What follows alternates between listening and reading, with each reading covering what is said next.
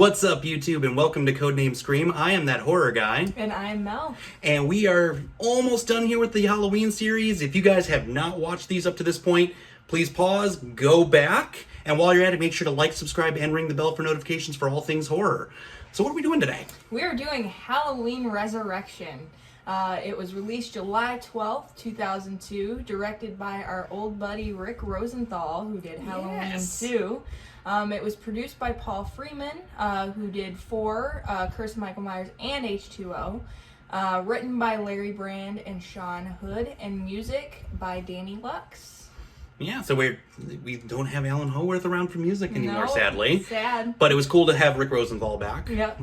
So it was a nice little nod there, and then obviously Paul Freeman being Yep. back was a nice plus too. So before we go into anything, we talk about the budgets briefly here. So as mentioned, July 12th, 2002 was our release date. We had a $15 million budget on this one, raked in about $37.6 million, sorry. And if you were adjusted that for 2021 inflation, you'd be looking at $55.3 million. So not terrible, still on the low end, but that's how we do on this channel. So we're all about our just low grade horror. Iconic or not, really. So we're just going to briefly discuss the movie and go from there. So, starting off this one, we are right from the ending of H2O. And there's some fun about that coming up not too long from now. But Laurie is institutionalized in a psychiatric ward. She has accidentally killed a different guy. It wasn't Michael that she actually decapitated at the end of H2O. In between when her and LL Cool J had left and the paramedics had come in, Michael had actually snapped up, as he does, broke the larynx of the paramedic, swapped out clothes with him. So when the guy's reaching out for her and everything, he didn't know what was going on. He was out of it, and she decapitated the wrong guy. So she, with guilt-ridden, goes to the psychiatric ward. And we're following these nurses discussing what was going on about that, and we get to see Michael walk off the scene in the paramedic's gear. And we are introduced to another inmate who has an obscene amount of knowledge about serial killers. It's awesome. I'm going to tap into that guy the next time we need some research for like Slashathon or something. That guy was so awesome. He was so great. He was like John Wayne Gacy. John Wayne Gacy. He knew more than I did. So, and it's so funny how like the people working there thought he was so harmless and was like, oh, he's out again. It's like, if someone was talking about serial killers like that, I would be afraid of them. Just a little. And what was he in there for? Yeah, we never discussed that part, so that's even more terrifying. But so they get him back to his room, and as she'd actually alluded to momentarily, was they see on the camera, oh, he's back out. Well, it's not actually him. It's our good friend Michael has found his way to the psychiatric ward. So Laurie's been, the pills that they've been giving her, she's been hiding them in this stuffed animal she's been keeping her all the time. So she's got this whole just Rite Aid sitting right there in a teddy bear. Michael dispatches the 2 guards down in the basement of the psychiatric ward. Michael finds his way upstairs, just runs through this door and starts stabbing at what he thinks is Laurie, and it's actually the teddy bear and a bunch of blankets and everything piled up. And then Laurie gets him in the back of the head, runs off. They go up to the rooftop, and Laurie had been on the rooftop repeatedly. They thought she was a jumper, and so they had her on suicide watches. And it turns out she actually had a booby trap going there, which was a neat little nod, I feel like, coming up for the next one. And she gets Michael to where it's got a rope around his leg and he's hanging over the edge, and she's going to cut it off and he's going to drop to his death, because that totally worked in 78 when he got shot 6 times off of the balcony.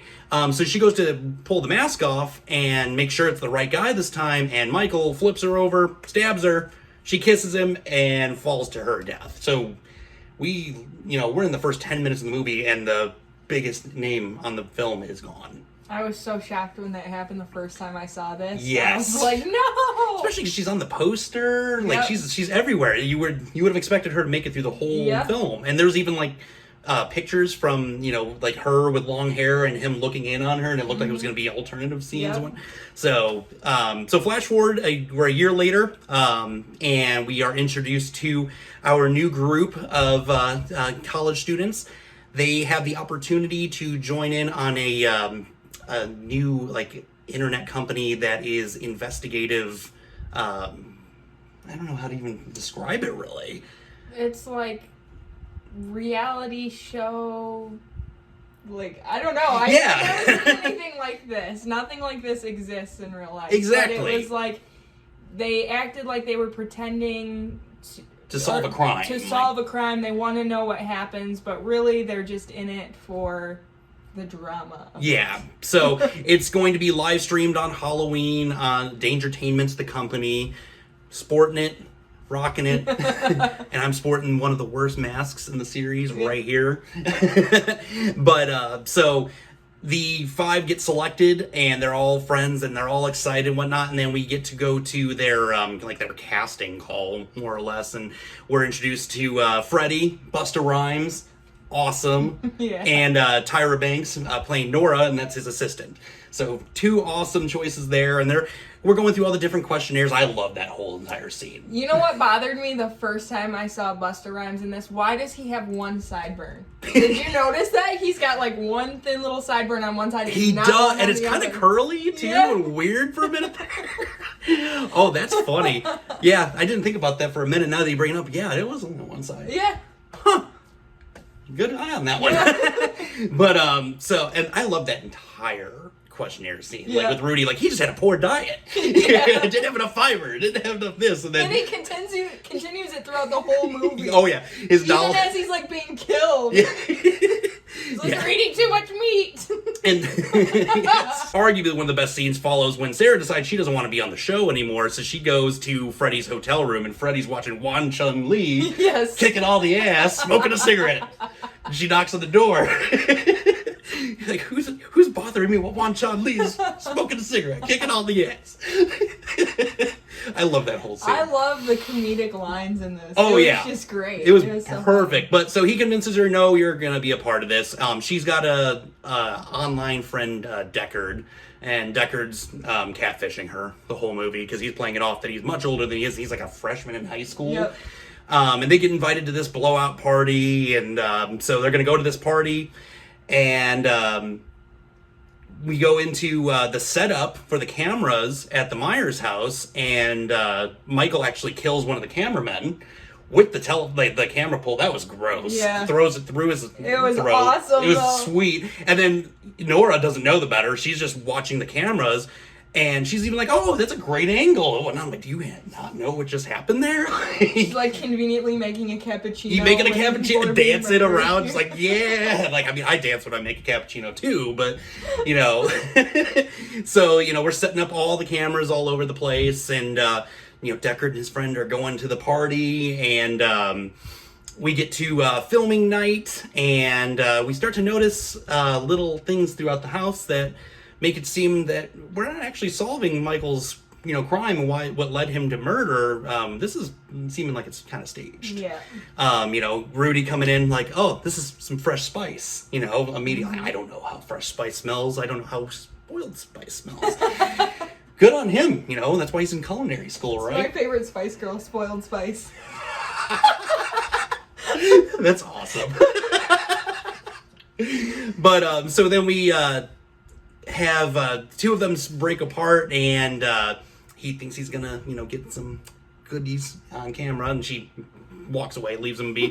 He's in the mirror, kind of like pep talking himself. I pep talk myself in the mirror too every morning. Everyone does. Well, he's pep talking. Here comes Michael. Comes through, kills him. That was brutal as well. Yeah. These kills were brutal, but not brutal enough. It turns out, this whole thing is being staged. We're in the basement, and 2 of them are trying to hook up. This wall falls out. They think there's corpses falling on them, and it's made in China. Yeah. It's, Harold J. Bones from Slashathon. It was him. Pretty much. That's where I got him, actually. And, Freddy's in a Michael getup, and the real Michael's behind him at one point, and I love that because he thinks that it's the guy that got killed with the camera. Yep. And he's like, no, I'm Michael Myers, fighting with him and knocking on his head and being just rude. And he's like, you need to go see Nora in the garage and all this. Who knew? And I like in that scene, like, you can't tell who's breathing heavily. Like, you hear the classic Michael breathing, but then you can't tell, like, once you hear him talk, you can't tell who was that was heavy, and I thought that was cool. Yeah, Busta Rhymes would have been a really good Michael Myers, given the opportunity, besides definitely. that couple minutes there. Yeah. Then he gets caught later on, they find out, oh, it is him, and he convinces them not to leave the set. We're going to get paid huge money if this thing works out. Just please go. I need the money. You guys need the money, and it's going to work out good if this blows up. So just play it off. They don't want to do it.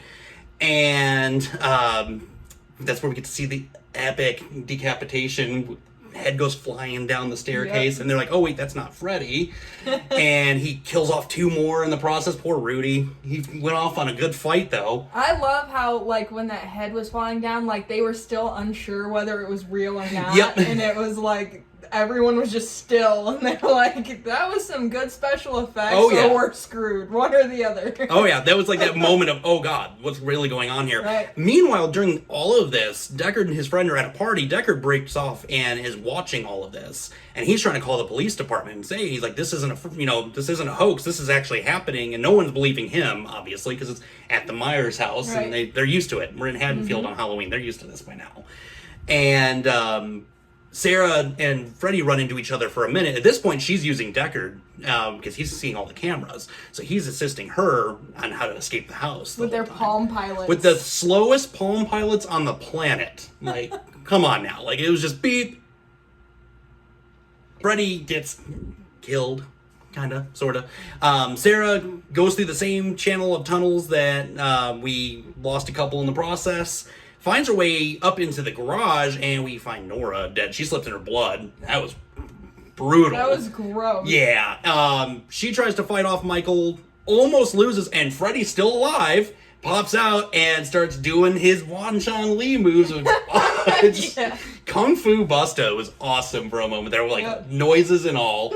They're fighting back and forth. They end up... now he's focused on Freddy, and goes to kill him, and Sarah comes in and electrocutes him with some cabling that has fallen down throughout this entire struggle.